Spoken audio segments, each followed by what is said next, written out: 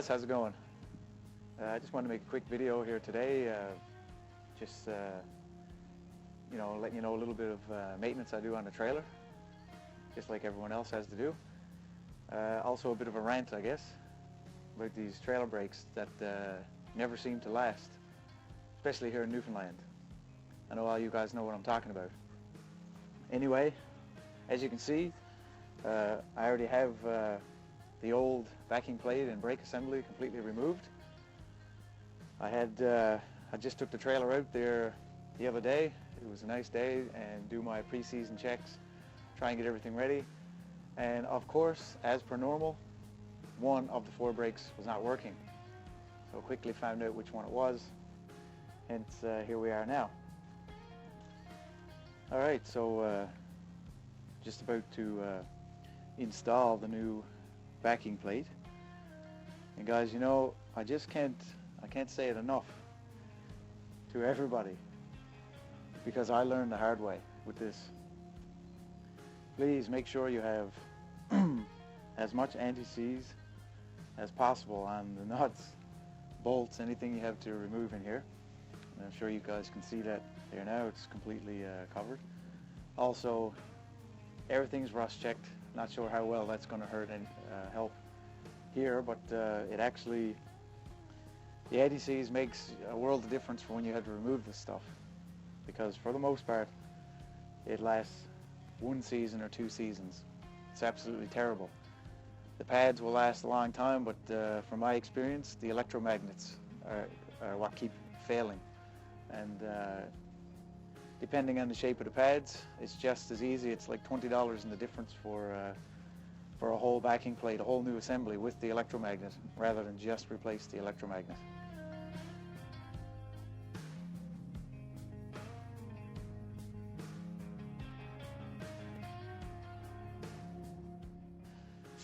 So you see, I just got a ratchet wrench on there now.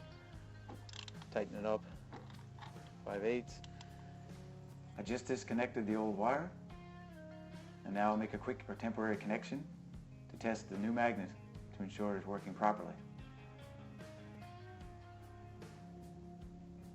Okay, let's go to the truck and apply the brakes. So here you see my trusty hairband.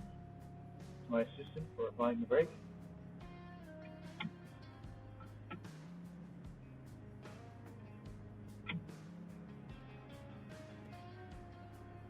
Alright, so brakes applied. Let's go check. As you can see, the electromagnet is powered and working properly. Of course, I will test again after the hard or permanent connections are made. Alright guys, so we just tested the brake. We know everything's working fine. Now we'll just make some hard connections, and then I'll get the wheel back on.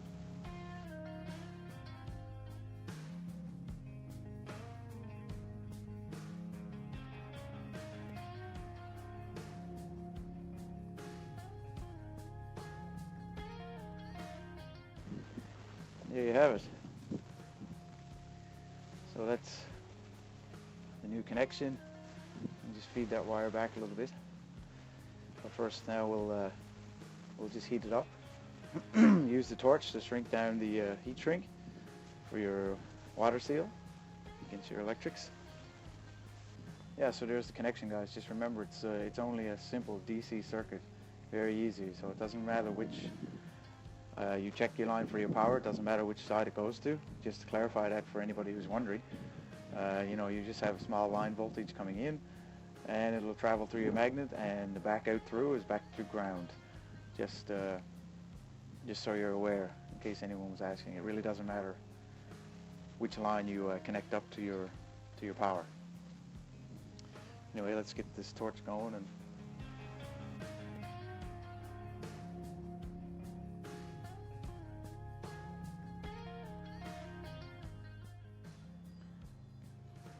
anyway, there you have it.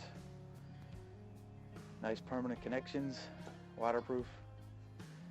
Let's see if they don't last at least for 1 more season before I have to do this again. Anyway, let's get the wires tucked back, and then we'll get the wheels put on. The wiring's been completed. I did do another test before we go and reinstall the hub. Everything's fine, put back together. Just to let you know, I've also sprayed all the internals right here, especially the hinge points around here, with rust check to try and prevent, maybe make it last a little bit longer. And before we install the hub, just to let you know, down right here, not sure if you can see it or not, is the adjustment for the shoes, and hopefully it'll go straight on there. If not, we will have to make adjustments for it to go on. So let's just get this on. The area here for the bearing rest and stuff has all been cleaned up. It's ready to go, and we'll just put it together. The drum also has all been cleaned out. All excess dirt and rust has been removed. Let's see if she'll go back together easily.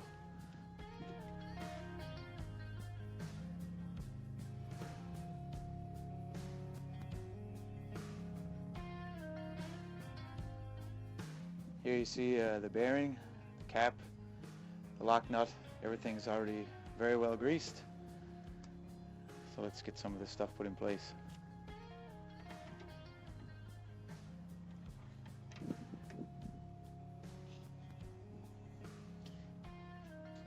Just a large adjustable to get the bearing nut to seat the bearing.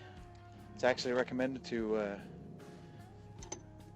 squeeze it down tight and then back it off, maybe a quarter turn right there.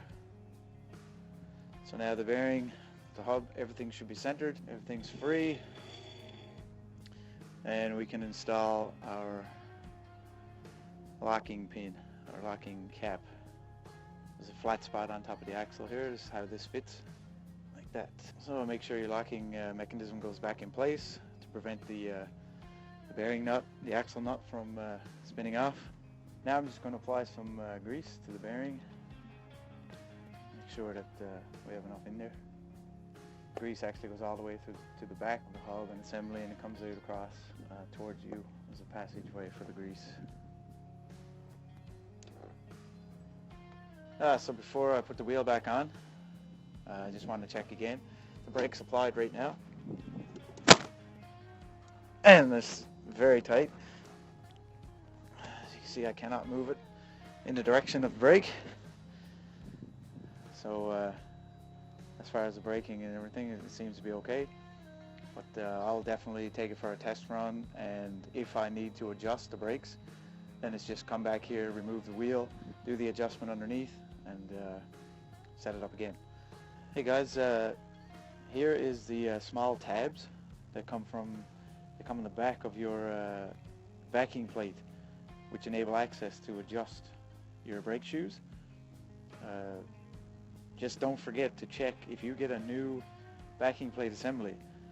Sometimes they don't come with these tabs, so be sure to remove them from the old one when you take it off, because you'll definitely want these to go back in, you know, to keep all the shit out of the inside of the hub.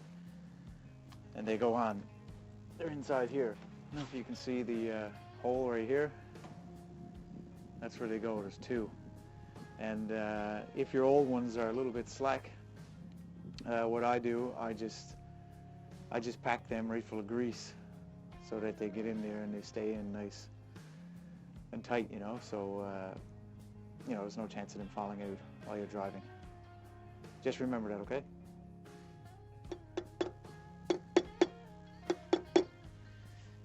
Alright, there's the dust cap, bearing cap, everything put back on. We can put the wheel back on.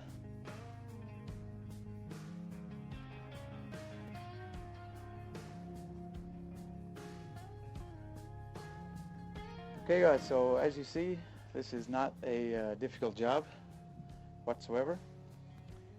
As long as you've already done your diligence up front with the anti-seize and the rust check and stuff like this. If you can remove your old backing plate easily, then this job literally takes 15 to 20 minutes. Not hard at all. If you can do it yourself, save yourself some money.